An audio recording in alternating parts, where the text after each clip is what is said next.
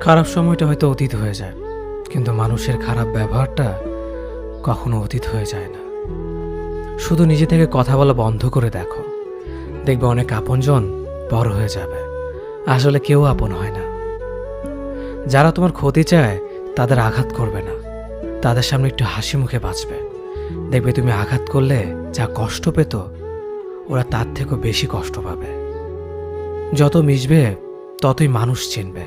অভিনয় যে কত প্রকার হয় তা বুঝতে পারবে। সবাইকে তোমার সত্যতা জানানোর দরকার নেই। যে যা ভাবে তা নিয়ে সমালোচনা করতে দাও। বেঈমান মানুষগুলো কখনো অপরিচিত মানুষ হয় না, খুব কাছের মানুষগুলোই বেঈমান হয়।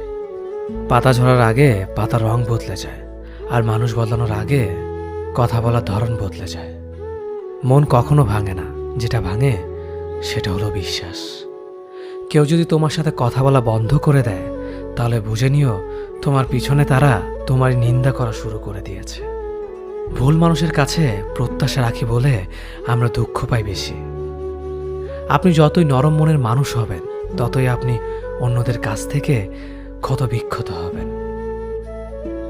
মানুষ চেনা শুরু করলে এমনিতেই বন্ধুর সংখ্যা কমে যাবে, এটাই বাস্তব।